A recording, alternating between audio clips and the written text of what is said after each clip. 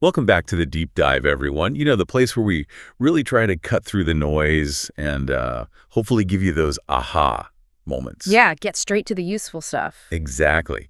So have you ever felt just stuck? Like you're learning English, you know the words, but actually speaking feels like hitting a wall. Oh, absolutely. That frustration is really common. Endless vocab lists, but still fumbling. Well, today we're diving deep into something that tackles that head on. The goal. Getting to English fluency, potentially in just 30 days. Sounds ambitious, right? It does, but the source we're looking at today, a really practical YouTube video, lays out a compelling path. It really does. And our mission here is to pull out the most actionable, maybe surprising, and genuinely effective techniques from it. Yeah. The ones that could actually transform how you speak. Think of it as a blueprint. Yeah, a blueprint. And the core idea, the philosophy in the video, it's not just about rules or words. It's deeper. Oh, sorry. It's about living in English, thinking in English, and speaking English as if it's part of who you are. That's the quote that really stood out. Living in English. Yeah. Making it a constant presence, building habits, small things, done consistently, that's the bedrock. Okay, let's unpack that because, you know, I think many of us assume fluency means speaking super fast, like a machine gun. Right. That's a common misconception, but the video challenges that immediately. So it's not about speed. No, not primarily. What's really fascinating is the shift in focus.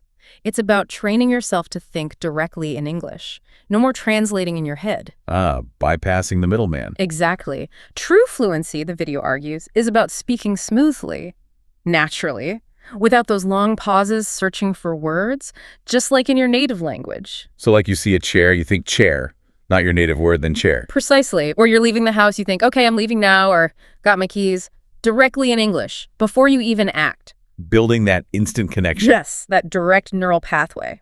And that connects to habit building, doesn't it? Like the video's analogy. Something about watering a plant. Yeah, I loved that. Small, regular care. That's what yields growth, not flooding it once a month. Makes sense. And they mention affirmations, like literally telling yourself you can speak English. Daily affirmations. Repeating phrases like, I can speak English clearly, I can speak English confidently. It sounds simple, maybe a bit, woo-woo. A little, maybe. But it's about training both the brain and the mouth, getting them aligned, believing it's possible, building that confidence from the inside out. Okay, I can see that. Then there's this bigger idea, creating your own mini English world. Yes. This is where it gets really practical and immersive, even if you can't travel. So not just mental exercises. No, it's about physically changing your environment, labeling things in your house, the door, the window, the kettle. Right. Constant visual reminders. And thinking in English during daily tasks, making decisions like, what should I have for lunch? Think it through in English. Even talking to yourself. The video suggested that, right? It did. Like when you're cooking. Okay, I'm chopping the onions now, adding some oil, need salt. Narrating your actions. It feels a bit odd at first, maybe, but it makes English active, not passive. Exactly. It becomes part of your natural thought process. Which brings us back to consistency. Small actions, repeated. That's the thread running through everything. Consistency over intensity. Commit to maybe just 5 English sentences out your day every morning. Today I will go to the shop. I need to call my friend. That's simple things. Simple things. And repeating sentence patterns like, can you help me with this? Say it multiple times. It gets stuck in your head like a song lyric. So it's there when you need it. Automatic. Precisely. Building that readily accessible toolkit. Okay, so mindset shifted, habits forming. What about the actual practice? The speaking and listening part. The video suggests it should be constant, but not overwhelming. Exactly. No need for hour-long blocks if that's intimidating. The recommendation is striking. Even 5 to 10 minutes of active speaking, maybe every hour. Every hour. Well, little bursts. Integrate it.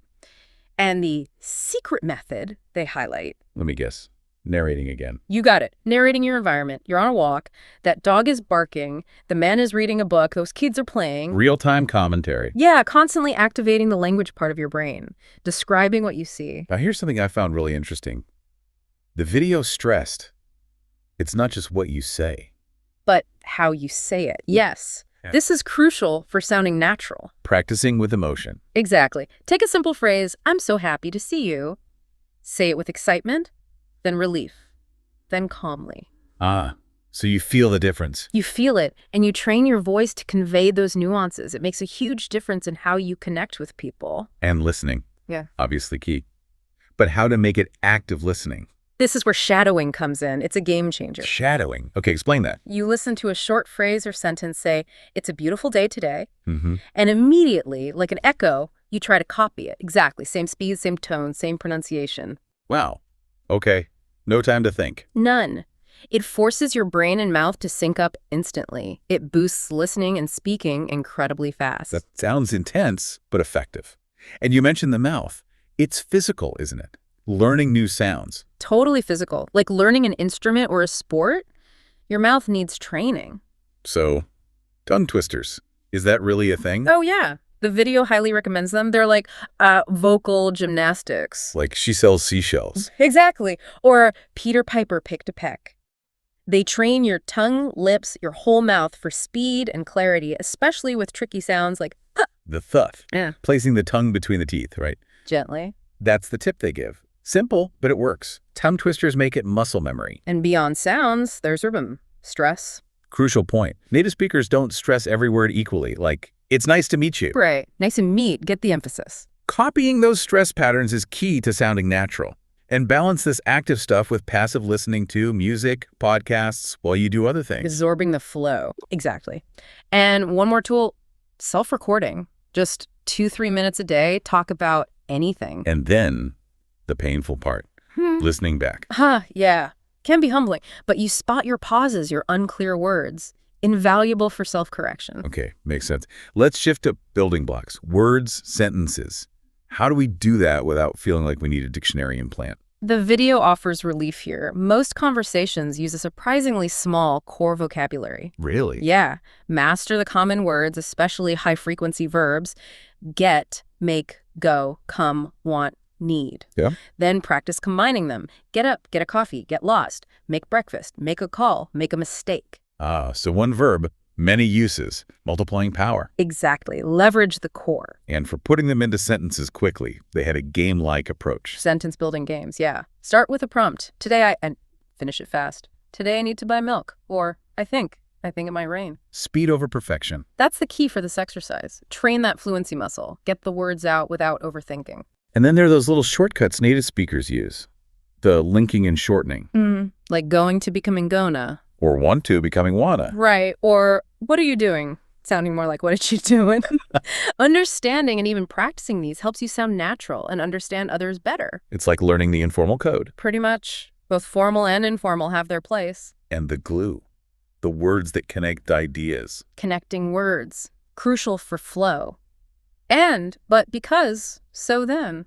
Simple words, big impact. Huge impact instead of, I went home, it was raining. I went home because it was raining. I went home because it was raining. Or I was tired. I went to bed. I was tired, so I went to bed. Exactly. Practice joining simple ideas. It makes your speech much smoother. And for flexibility, making quick changes. Substitution drills. Take a sentence. I'm going to the market. Swap parts. I'm going to the park. She's going to the market. I went to the market. Builds adaptability. Makes your language less rigid, more dynamic. And finally, making speech more interesting. Descriptive language. Don't just say, I saw a dog. Say, I saw a big, fluffy white dog chasing a ball. Add color, adjectives, details. Pushes you to use more vocabulary and paints a better picture. Makes communication richer. Okay, this is all great for practice, but the real test is conversation, actual interaction. Yeah. That fear of mistakes is huge. It really is. And the video tackles this directly. The mindset shift here is mistakes are proof you are learning. I like that. Proof of effort. Exactly. Why let fear paralyze you? Even native speakers make slips. Give yourself permission to be imperfect. And if you forget a word mid-sentence, paraphrase. Don't freeze. Explain it simply. Can't remember briefcase. Say, the bag for carrying papers. The thingamajig approach. Basically, keep the flow going. That's called paraphrasing, a key fluency skill. How do we train for that quick thinking in real situations, like ordering food or asking for directions? Improvisation exercises. Practice quick responses to common scenarios. Waiter, ready to order. You. Yes, I'll have the pasta. Shop assistant, can I help? You. I'm just looking. Thanks. Speed again. Building reflexes. Exactly. Reacting naturally, not translating slowly. And politeness. That's important too, right? Very. Using polite expressions smoothly. Could you please? Would you mind? And the basics. Say, excuse me, please, thank you, sorry. Them automatic. Until they just roll off the tongue. It makes interaction so much easier. What about avoiding those short, dead-end answers? Expand your answer. Someone asks, did you have a good weekend? Don't just say yes. Say, Yes, it was great. I went hiking with some friends on Saturday and then relaxed on Sunday. give them something to respond to. Keep it moving. Exactly. Add a little detail. Invite more conversation. And expressing opinions. Moving beyond just facts. Practice phrases like, I think that, in my opinion, from my perspective. It gives you structures to share your thoughts clearly. Becoming an active participant. Right, not just reacting, but contributing. There was also a technique mentioned for memory and recall. Retelling. Yes, retelling. Watch a short video, read a small article, then summarize it in your own words. So you process it, then reproduce it. Exactly. It hits comprehension, sentence building, and fluency all at once. Really powerful. And for group chats, how to jump in politely. Polite interruptions. Learning phrases like, sorry to interrupt, but, or could I just add something quickly? Smooth entry. Allows you to participate without seeming rude. It's a necessary skill. Okay, so we've covered a lot for that initial 30-day push. What about beyond that? Sustaining growth. Good question. The video touches on deeper strategies, like conversation chaining, linking sentences naturally to tell a story or develop a point. I went to the park. While I was there, I saw a friend. We decided to get coffee. Building flow. Developing storytelling skills. Exactly. And practicing speaking on a topic like my favorite food for maybe 2 minutes straight without long pauses builds stamina. And that clever trick for when a word just vanishes. Describing without naming. The describe and guess game. Describe, say, a bicycle without using the word. It has 2 wheels. You pedal it. It's for transport. Builds flexibility for those blank moments. Huge skill. Means you're never truly stuck. How about preparing for the unexpected? Random questions. Practice spontaneous answers. Ask yourself random questions. What's your dream job? What did you do yesterday? And what if questions. What if you won the lottery? Trains the brain to react quickly. To think on its feet. Less reliance on scripts. And showing you're engaged.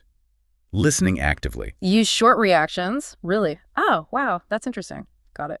Little signals. Shows you're tracking. Encourages the speaker. Makes the conversation feel more connected. So for the long haul, what's the key takeaway habit? Review and retell. End of the day, quickly think back. What English did I use? Here. Read. Retell a bit of it in your head or out loud. Consolidates the learning. Keeps it active and reinforces the pathways. Which leads to that final thought, doesn't it? Fluency isn't an endpoint. Exactly. It's not a finish line you cross. It's a skill that grows with use, like fitness. Keep exercising it. Keep doing those small, varied practices. 5 minutes here, 10 minutes there, it adds up. The video really stresses. English isn't just learned, it's lived. The more you live it, the more natural it feels. That's the essence of it. Wow. Okay, so there you have it. A deep dive into getting fluent, maybe faster than you thought possible. The message seems clear. Yeah. It is attainable. It's about consistent, smart, daily practice, making English part of your world. It really is. And maybe a final thought for everyone listening. Think about all those small pockets of time in your day, waiting for coffee, walking, tidying up.